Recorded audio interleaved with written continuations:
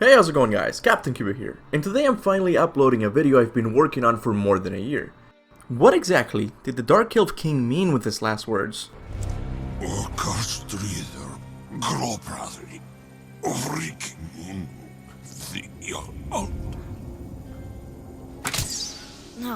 it can't be. What does it say? That we made a grave mistake. Santa Monica Studios has teased many plot points for the next game in the series. Whether it's the mystery of who blew the horn, the man in the mural, or even the reason why Magni didn't come back to life. But none of these setups are as eerie as what the Dark Elf King said before he died. Clearly he implies that giving control of the Light of Alfheim to the Light Elves was a mistake. But how can this be? The Light Elves seem so peaceful. We don't really get to interact with any of them during our stay in Alfheim, but we can see them from far away being murdered by Dark Elves without even fighting back. Obviously the Dark Elves are evil, and the Light Elves are innocent, right? Well, while I believe the Dark Elves are not innocent by any means, I also believe the Light Elves pose more of a threat to humans than the Dark Elves do. Now, I should say that there's not a clear and obvious answer as to why giving control of the light to the Light Elves was a grave mistake. For this theory, I'm gonna have to use the environmental storytelling of the level. This practice is very well executed in games such as Dark Souls and the original Bioshock. In these games, the player is not given the story through cutscenes. Instead, he or she has to look at the environment of the game and use deductive reasoning to put together the story themselves. The original God of War games were not known for this practice. In fact, there were too many things in the environment that simply had no explanation within the story, like the magical doors that prevented Kratos from leaving an area before killing all the enemies. Thankfully, Santa Monica Studios has learned from this mistake. A good example of God of War 4's environmental storytelling can be found in Alfheim itself. As soon as you step in the realm, you might have noticed that none of the trees are pointing upwards. Instead, they're all pointing forwards. So what's the reason for this design? Well, it turns out that there's no sun in Alfheim. The only light source comes from, well, the light of Alfheim. So all the trees in the realm have evolved to grow in the direction of the light of Alfheim in order for photosynthesis to take place. On the other hand, trees in Midgard point upwards because they reach for the sun.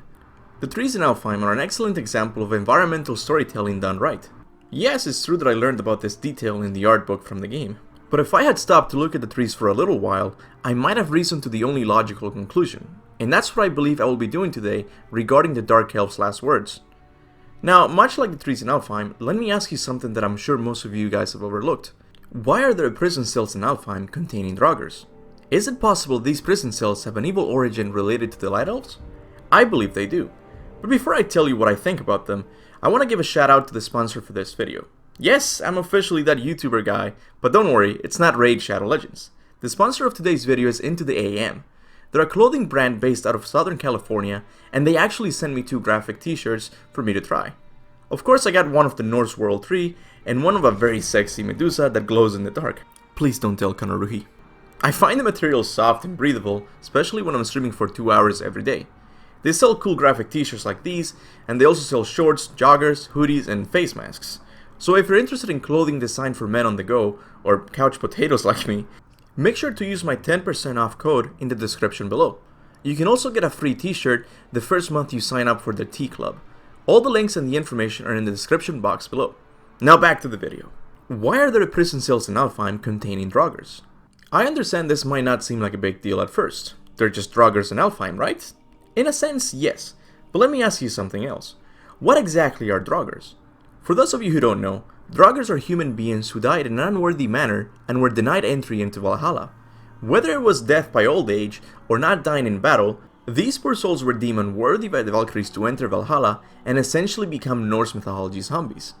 This means at some point in God of War history, these prison cells contained human beings. I'm guessing they were here for such a long time that they eventually died of old age and became Draugrs. But how is it that humans were prisoners in the realm of the Elves? By definition, only Elves should be in Alfheim, not humans. And it's not like they traveled to Alfheim and got captured there. The only way for a human to leave Midgard is if they get a hold of a Bifrost crystal, and these things are not easy to come by. If it wasn't for Freya, Kratos and Atreus would still be in Midgard. Clearly these humans got here another way. Is it possible someone brought them there? My theory is the following.